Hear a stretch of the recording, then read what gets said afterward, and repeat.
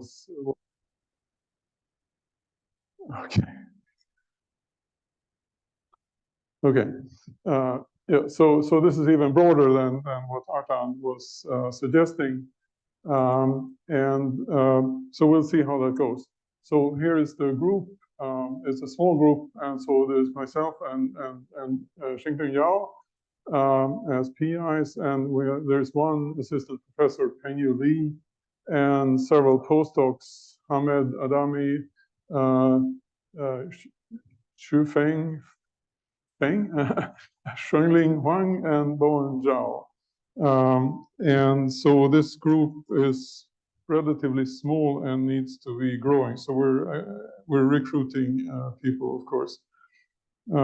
And so what I'll talk about is I wanted to talk about directions in general relativity in some sense to indicate what directions I think are interesting and developing, so to speak, and relate that a little bit to what we're doing in this group. So everyone has heard about the Einstein equations and general relativity, but let me just say that and importantly, this is a geometric field theory, and it's part of the standard model. So along with Yang-Mills and Higgs and so on, other fields, it's part of the standard model, but it's also, and well, we can debate, what is the standard model, but maybe not exactly now. And so this was born out of the revolution in physics that happened in the 19th century, and which led to the idea of fields being fundamental in physics. So fields being extended quantities in space or in space-time. And there are several principles that led to general relativity. So one is the equivalence principle. So basically to say that local physics should be independent of the state of motion of the observer, even allowing for accelerated motions, or should not be accelerated motion should not be distinguishable from an external gravitational field. Mach's principle relates, basically, you could say, relates matter to space-time curvature. That's one way to interpret it.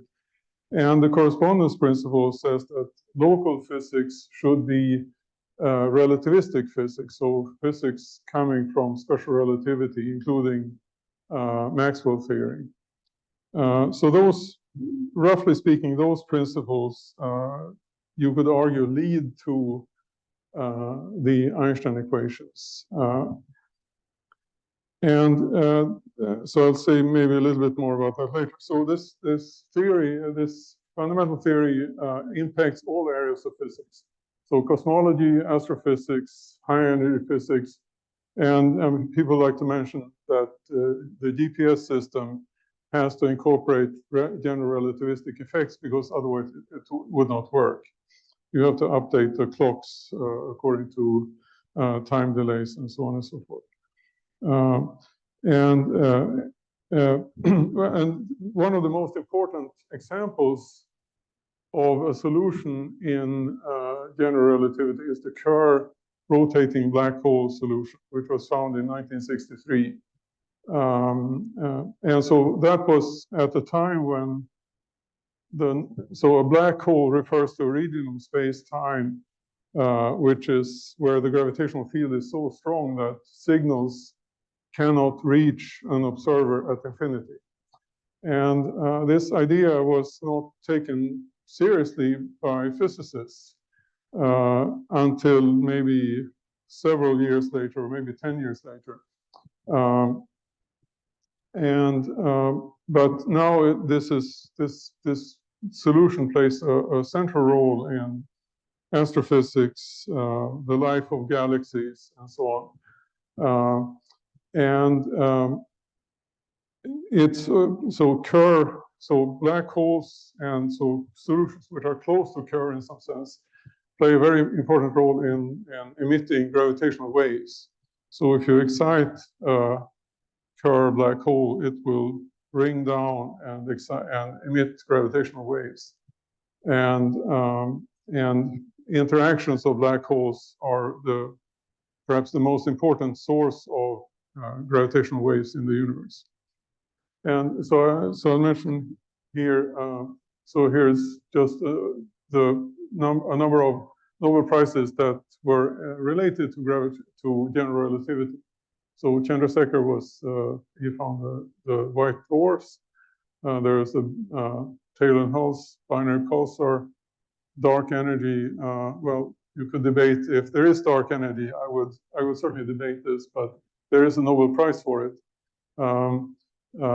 The observation of gravitational waves on the 100th anniversary of Einstein theory or general relativity, coincidentally, and 2021 I think is very important.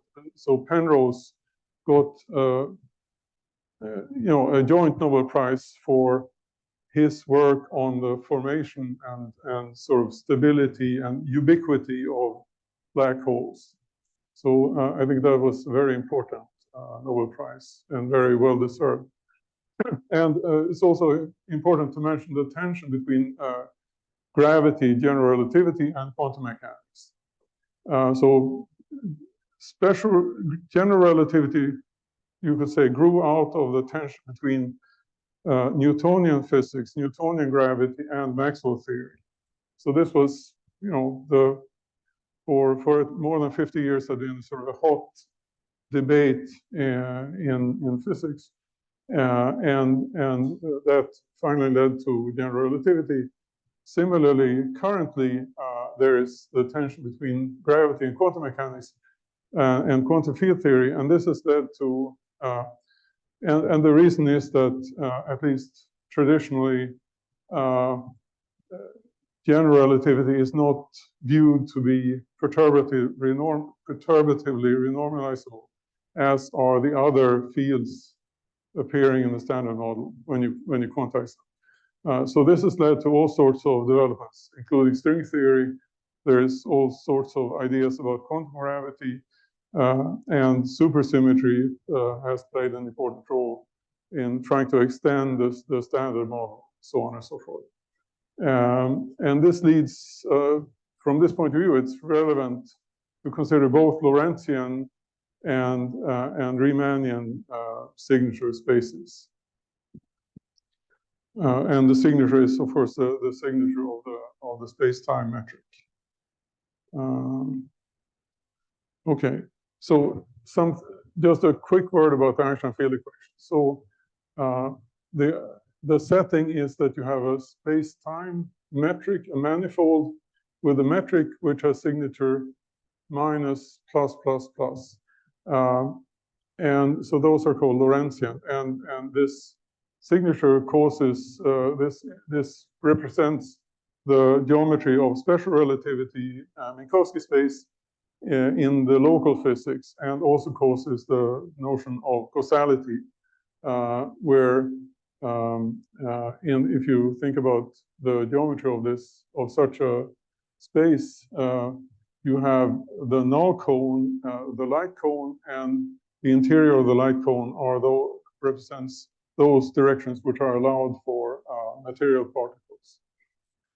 So the metric induces connection, curvature, Ricci tensor, scalar curvature. And so the Einstein-Hilbert action, which can be in some sense deduced from some basic principles like general covariance and causal linearity of the field equation and so on. This has the Einstein-Hilbert part, and then there's a coupling to a matter Lagrangian. And so this could be all sorts of different fields. So one example would be Maxwell here, or Yang-Mills.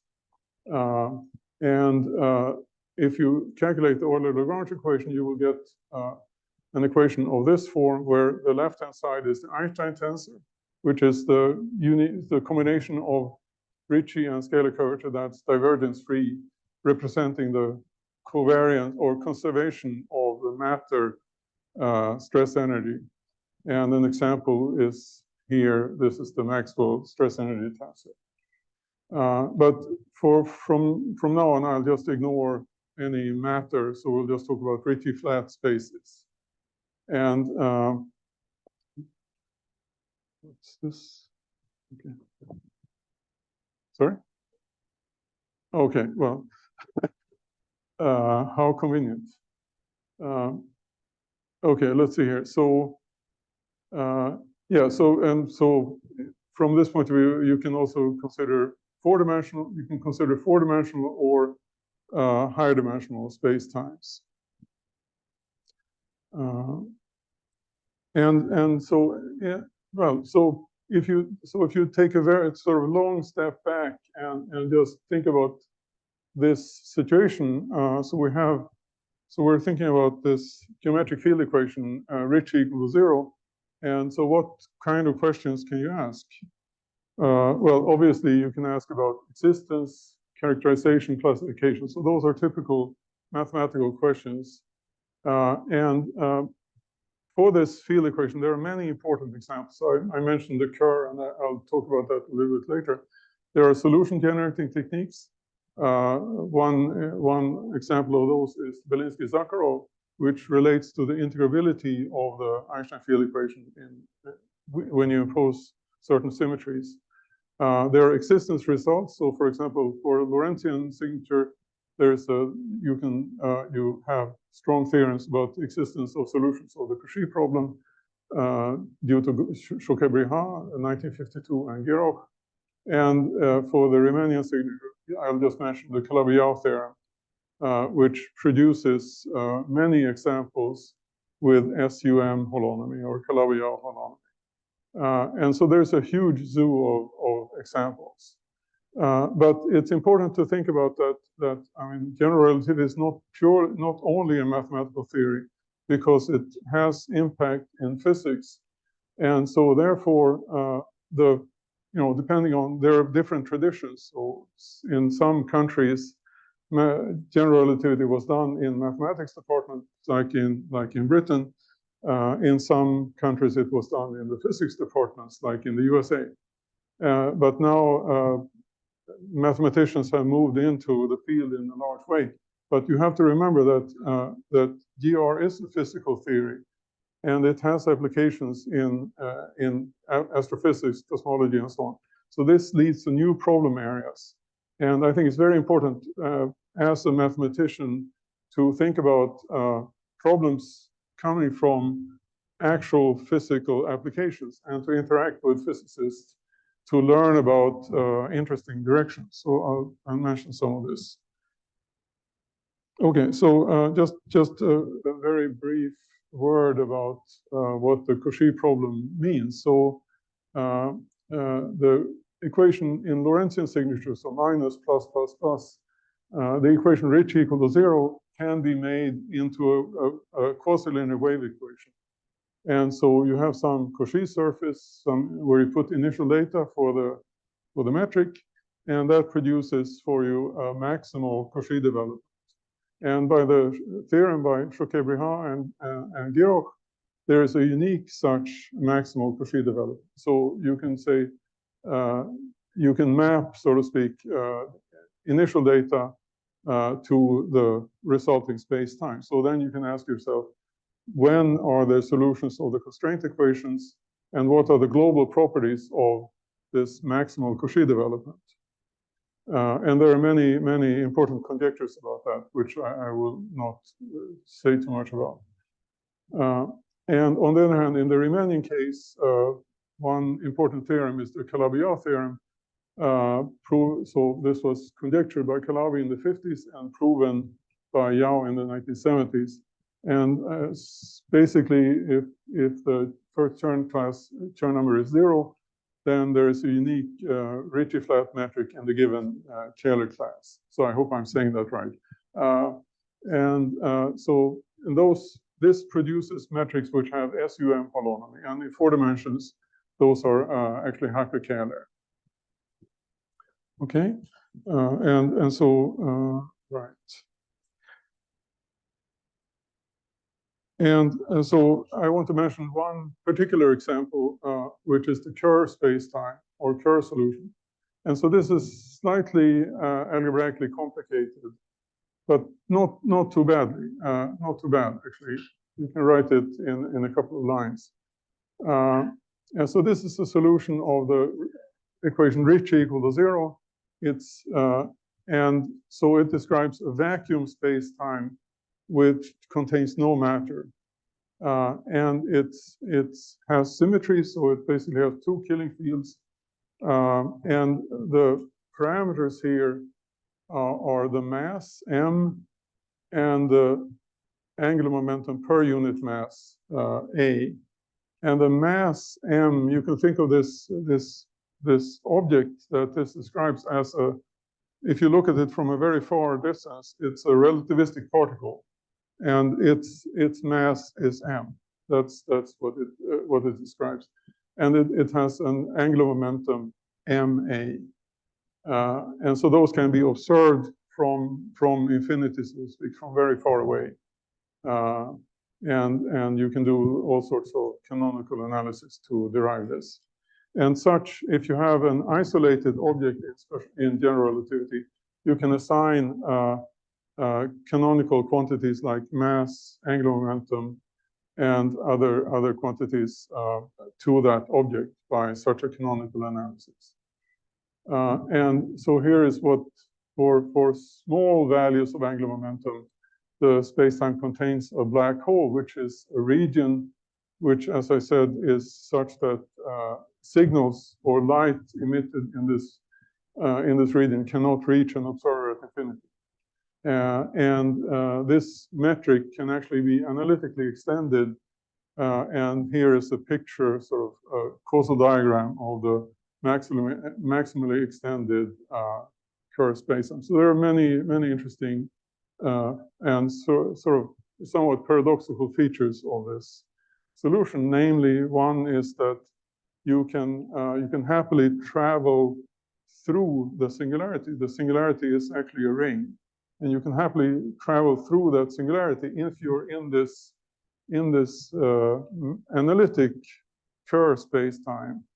And then you enter a region which has closed time-like curves and so on, which is very paradoxical. And therefore, Penrose proposed that there should be a sensor that prevents this from happening. And so this relates to cosmic censorship, which is one of the sort of completely wide open problems in general relativity.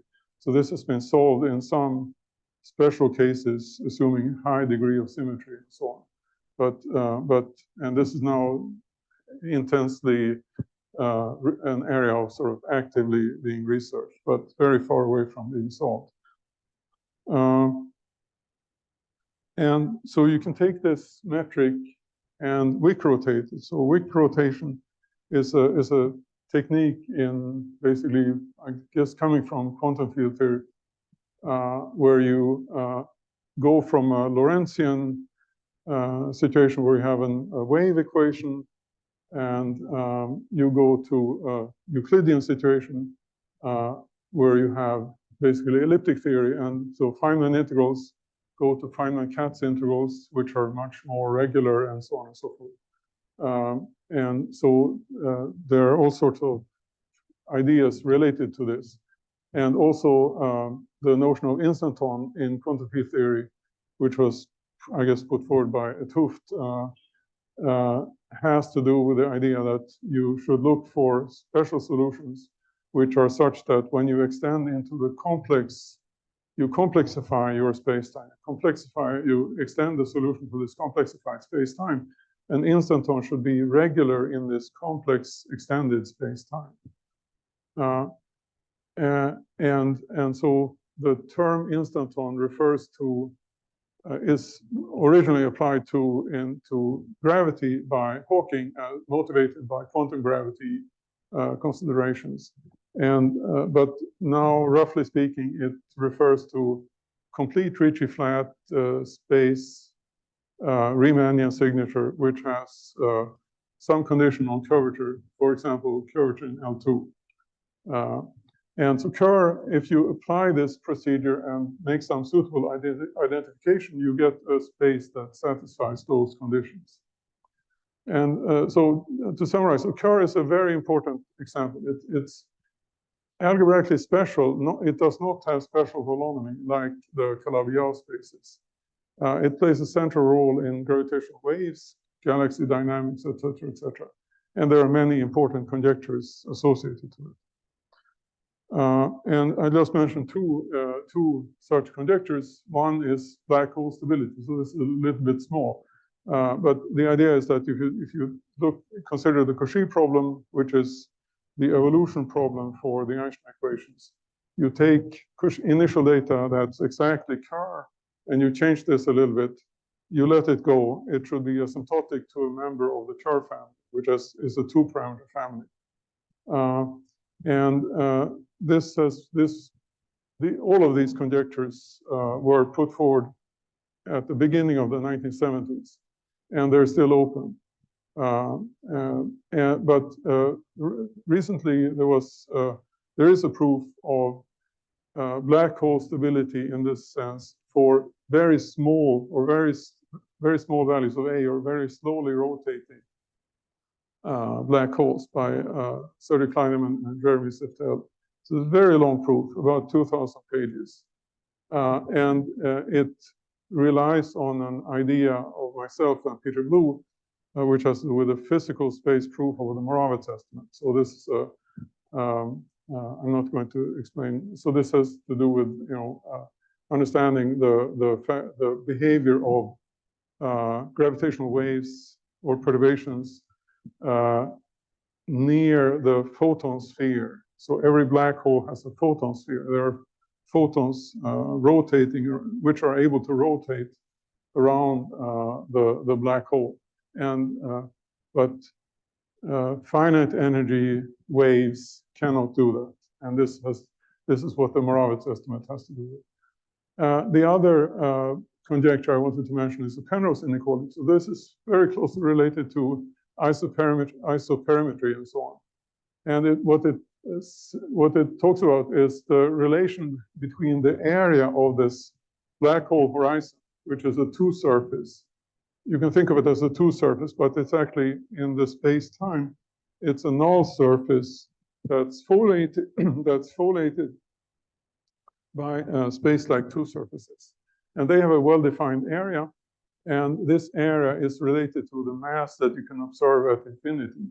And according to the Penrose inequality, you should have this inequality should hold, where big A here is the area of the horizon, and M is the mass at infinity.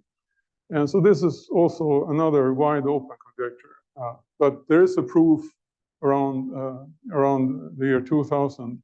It was proven in the Riemannian case. So this talks about the corresponding ideas, but assuming three-dimensional asymptotically flat manifold with non-negative scalar curvature. And so Pengyu Li, who is in our group, has much of his work is motivated by this kind of problem. And also this relates to ideas of quasi-local mass and so on. And there's a proposed formulation by Wang and Yao of quasi-local mass. Okay. And so, okay, so I probably need maybe a few extra minutes, but so I wanted to, so I'll finish by mentioning some directions.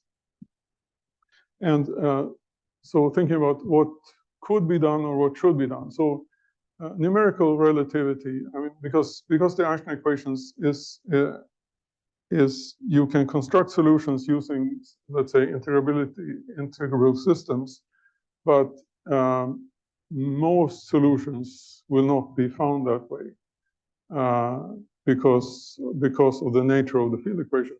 So in order to understand the full dynamics, one approach is to apply numerical relativity. So this has been done for at least 50 years. So it's a huge field, and it's also underrepresented in China. And a couple of examples of things that have been done in that direction is the discovery of critical phenomena. So critical collapse. This was Matt Choptuk, 1993. So he found that there's, if you look at spherically symmetric Einstein scalar field, you have a certain characteristic behavior when you're at the border of a singularity formation.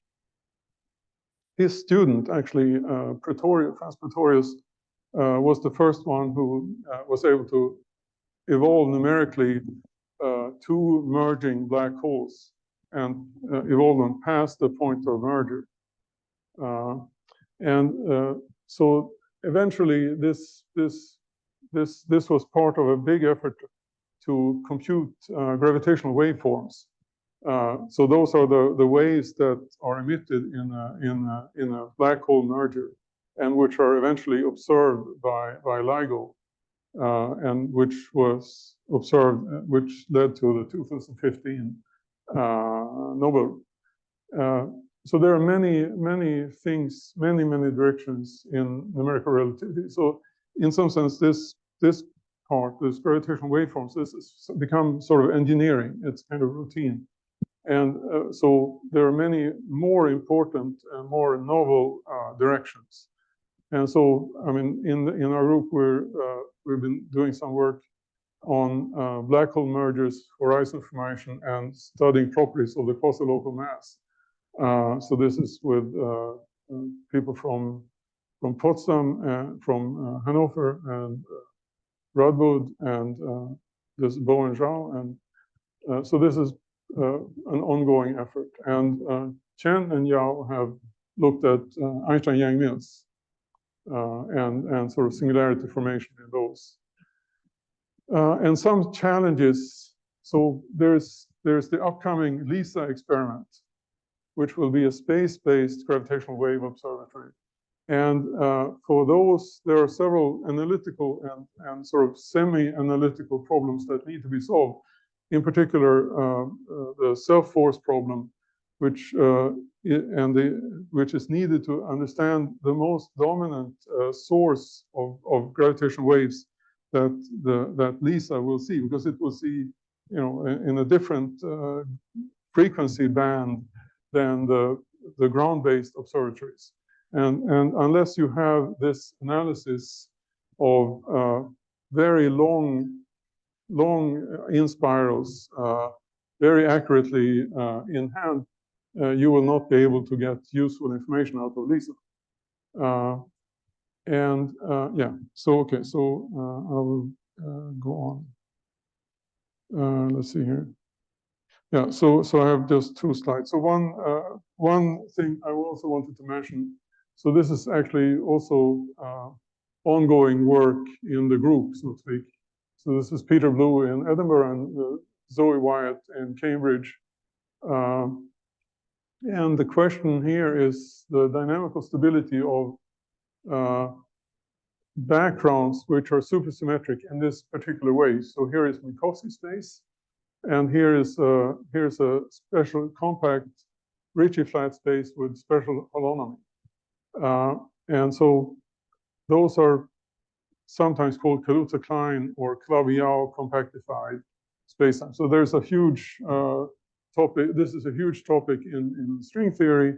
It was believed for some small amount of time that there would be only a few of such possible examples, but there are lots and lots of them. So so the question raised by Yao is whether those backgrounds are dynamically stable in the sense that you make a small perturbation and the evolution does not break down. So this is motivated by considerations in string theory. And Witten had a paper on this related to this topic, and what he was saying is that such backgrounds are semi-classically unstable, so that you can actually have a quantum tunneling to an unstable solution. So that's another big topic. But if you read his paper carefully, he was actually saying that those kind of spaces should be stable. but he was only thinking about the case when y is the circle. And so if you look at actual Calabi-Yau or D2 spaces, you need more subtle techniques. Okay.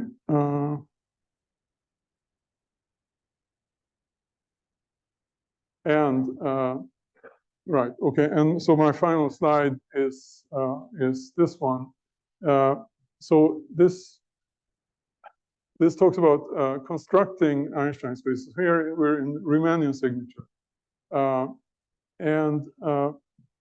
so it's an interesting fact that all compact Ricci flat spaces have special holonomy. So holonomy refers to the effect of parallel translating a vector around a loop in the space. And if you do that around arbitrary loops, you generate a subgroup of the orthogonal group. And if that's a strict subgroup, then the space has special holonomy. And it's quite a remarkable fact that all compact Ricci flat spaces have special holonomy, or all known examples of such spaces have special holonomy. And there you could call this a Besse conjecture, because this question was raised in the Besse book on Einstein spaces.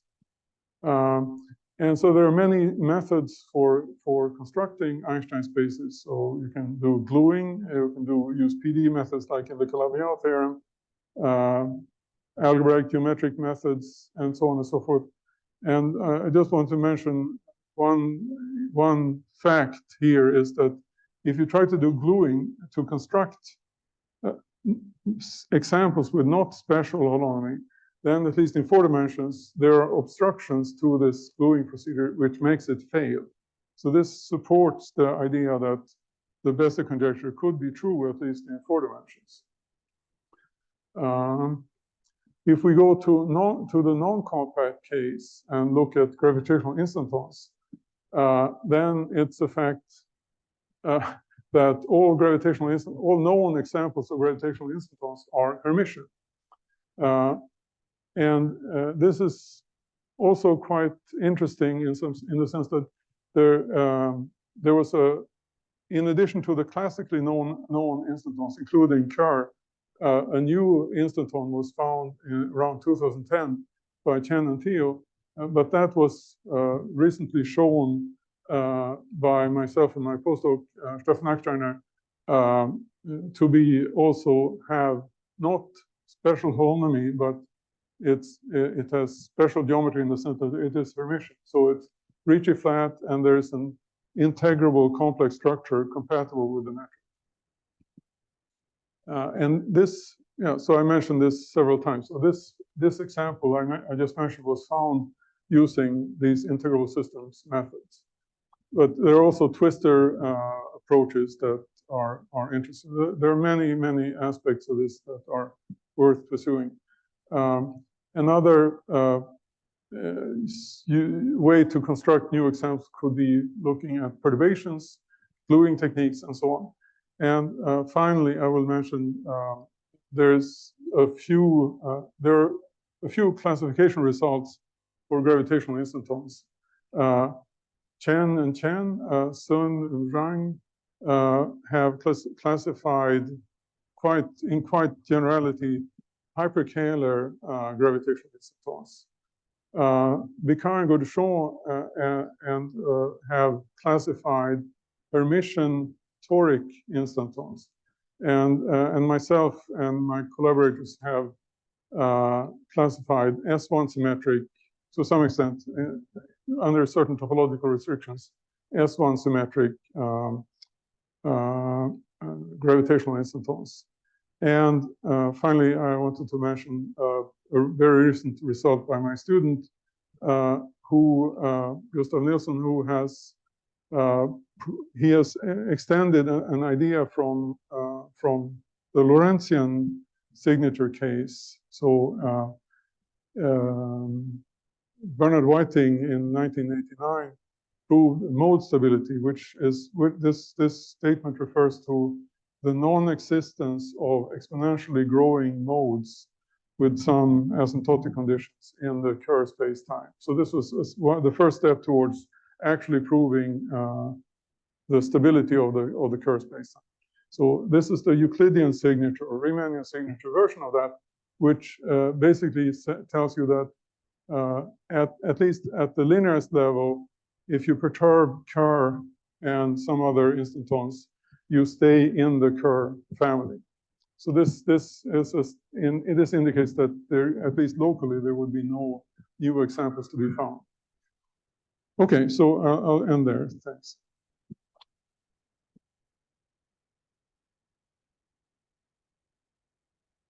Okay, any questions?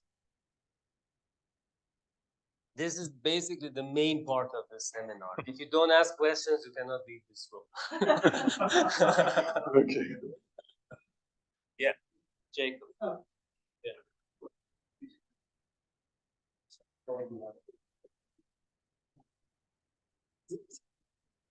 I just have a question about maybe you know some references or about if the global nonlinear Cauchy problem for hyperbolic operators on globally hyperbolic spacetimes with time-like boundary, is this known to be well posed? With time, yeah. Well, I mean, it's not. You could not hope to prove that it's globally well posed, but locally well posed, yes. You can find such boundary conditions to make it well posed.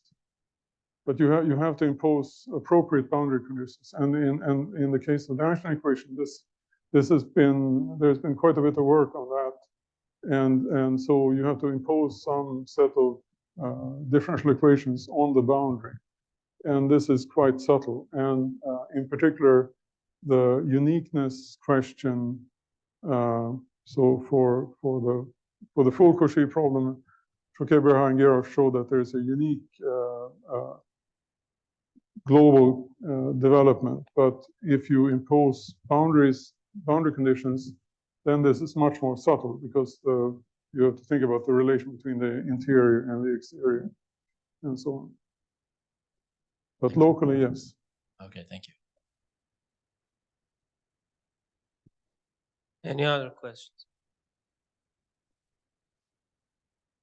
So I have a curious question. So I don't do black holes, or even I'm not even an analyst, so I'm an algebraist. So in algebraic geometry, it's a routine practice to study solutions to equations, analytic equations like differential equations, but algebraically. Mm-hmm. So you have the spaces cut out by functions over certain differential algebras, and those are basically generated by your equations. One thing which is interesting is if the geometry of the ambient space in which these equations are defined on changes, how far can I evolve the solutions to these equations? So it's some kind of evolution of a solution, but not under time, not evolution in time, but evolution under changing certain algebraic structure of the space on which the equations are set up. Mm-hmm. So when you say evolution of these solutions, like the Cauchy problem, things like that, do you mean always time evolution, or do you also mean change of the geometry of the space-time also included?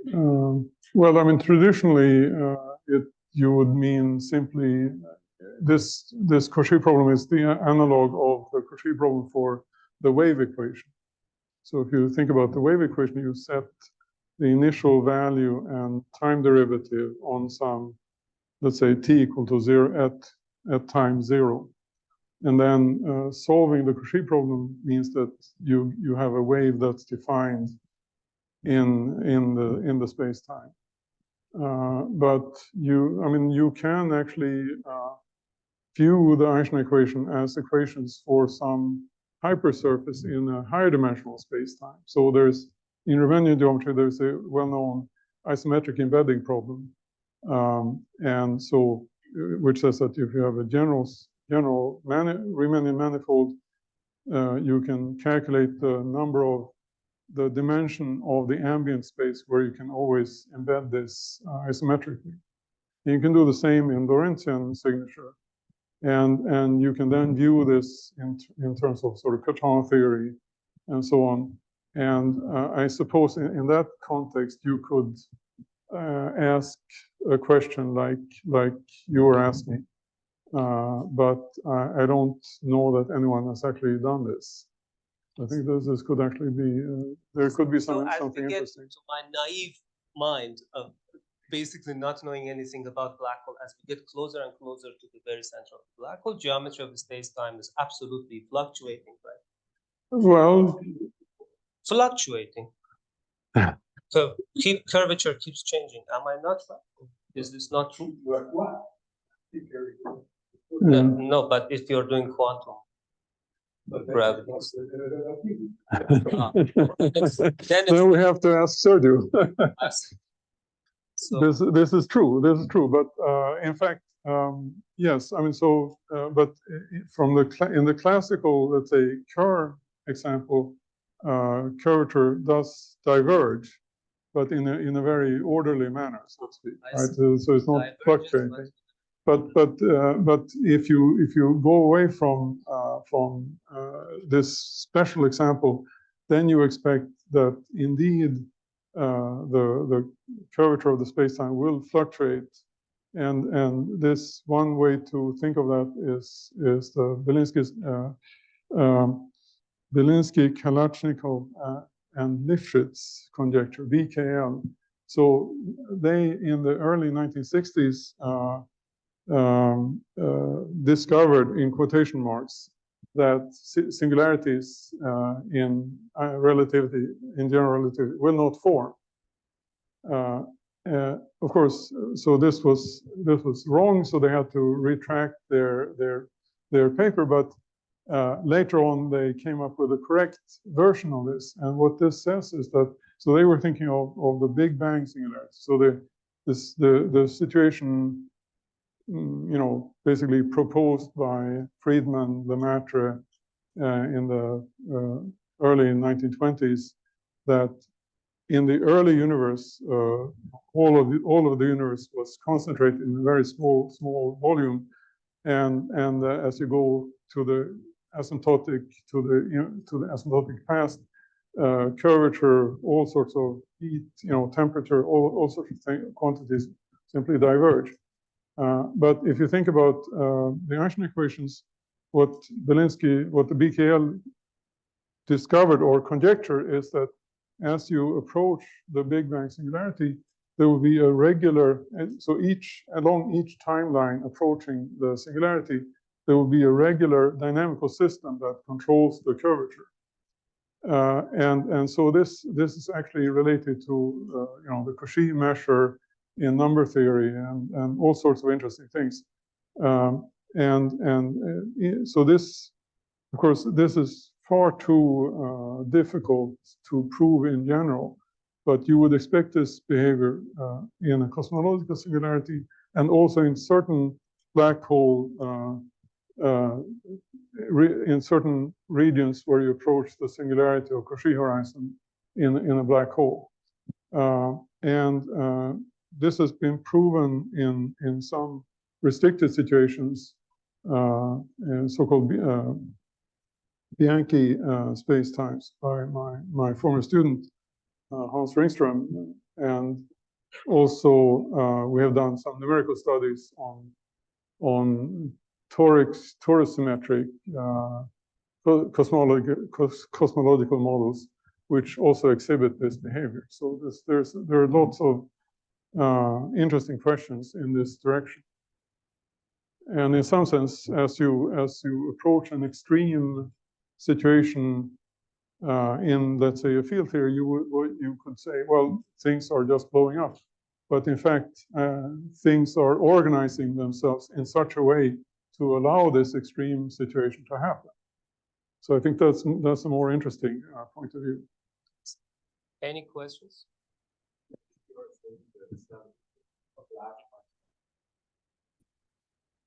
Classical, yes.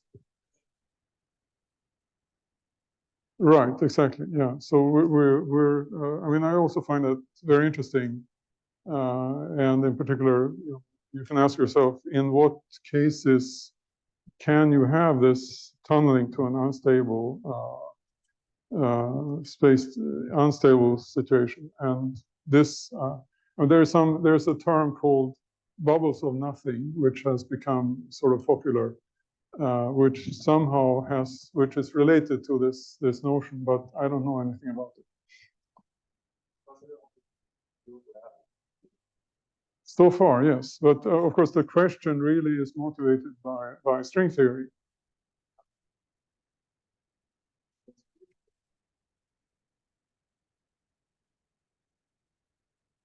Quantum mechanically stable or unstable? Stable. Well, yes. I don't argue against this. I mean, someone who has argued against this is Roger Penrose. So he has in his book Road to Reality, he has one chapter on this topic, and he has also some paper on this. So he's basically come out and said that these such backgrounds are classically unstable because he argued that one version of his singularity theorem could be applied in this situation because you have basically closed minimal surfaces. But I think there's a hidden flaw in this argument. And so in this situation that we're considering, this is simply not true. But there is an important open problem to show. What we want to do is to show that this holds for 3+1 dimensional Minkowski cross, let's say, Calabi-Yau. But what we can show so far is that if we can only prove the stability if the Minkowski factor has sufficiently high dimension. And this has to do with the way the nonlinearities of the quadratic nonlinear, the quadratic self-interaction in the Einstein equations, and the fact that you have basically a mixture of massive and massless modes in this situation. Can I ask? You have mentioned that you have some relation to integrable systems. Yeah. What type of integrable system you mean? It's some kind of supergravity, or it's standard wave integrability like KdV or something like that? I mean, so what I'm talking about is this is called Belinsky-Zakharov, and so what they found is that if you look at four-dimensional Einstein equations with a torus symmetry or with two killing fields, then the field equation becomes, you can solve this by using inverse scattering techniques. And so one aspect of this is that if you write down the field equations, assuming this amount of symmetry, then one of the equations looks like an equation for a trivial Yang-Mills field, and so that's sort of typical in integrable systems, right? Yeah. Is it possible to generalize to other dimensions like 6, 5, 9, 11? Sorry? Is it possible to generalize this approach to other dimensions like 5 or 9, 26? Yes. So you have to have a higher dimensional torus. So the key thing is that you have cohomogeneity should be 2, right? Yeah. Thanks. Any other questions? We still have time. Any curious question? 6 minutes after. Yeah. Any more? I like to ask dumb questions. Are all black holes symmetric? Like, let's say, like a circle or like a flower. And no. why? Yes or no? Why? What enforces this symmetric?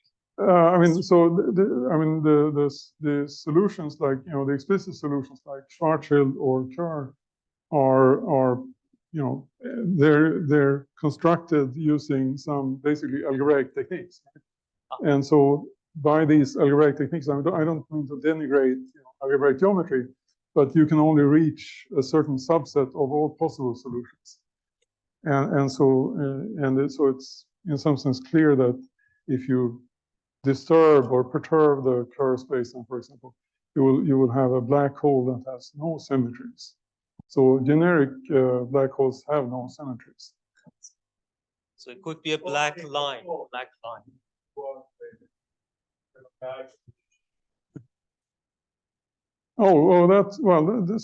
That's also a relevant question. So you can prove that an isolated black hole has a horizon that has the topology of the sphere. But so that in 4 dimensions, yes, true. I see. You can have quite complicated examples. So the topology of the horizon of the black hole actually directly is dictated by the equations, right? By looking at single. Yeah, you would say that, or by let's say comparison properties that are imposed by the dimensions. But as Sergey pointed out, I mean, in high dimensions, you can have black holes that are quite complicated. And so there's one particular example called Black Saturn, which has, it has a spherical horizon, but surrounded by a ring. So, but that's beyond my knowledge, so to speak. Any more questions? No, you can. There's 30 people listening. So what kind of factors control the route, like the size of the like horizon of a black hole? Is there any way that you can like minimize or describe sort of the minimal area that it will affect? Well, I mean, so there are 2 notions of horizon. So one is the event horizon, which is a property of the space-time as a whole. So that's the boundary of the region that can be seen by observers at infinity. So the event horizon separates the black hole, which cannot be seen from the exterior or domain of outer communication that can be seen. And I don't think you can say that this has a minimization property, but it has some interesting properties, like the Hawking area law, which says that the area of cross sections in a not symmetric space or black hole will, in general, increase as you move forward along the horizon. So, and that was one very important ingredient in the leading to the Penrose inequality conjecture. So this conjecture relation between the area of the black hole and the mass at infinity. And so the other notion is the apparent horizon, which is basically if you have some notional time, then the apparent horizon is the boundary of the domain of it's the outermost.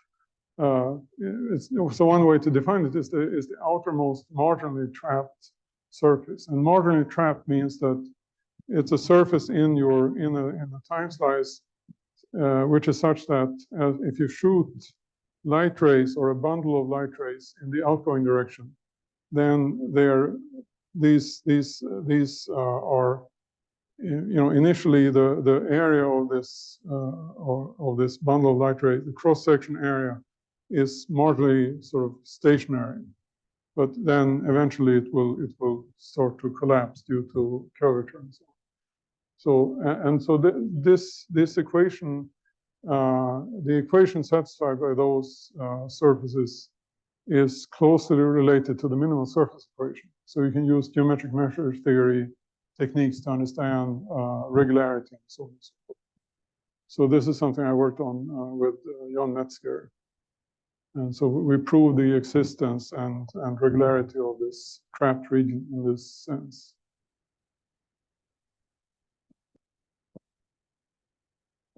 Any further questions? If not, let's thank Lars. Okay.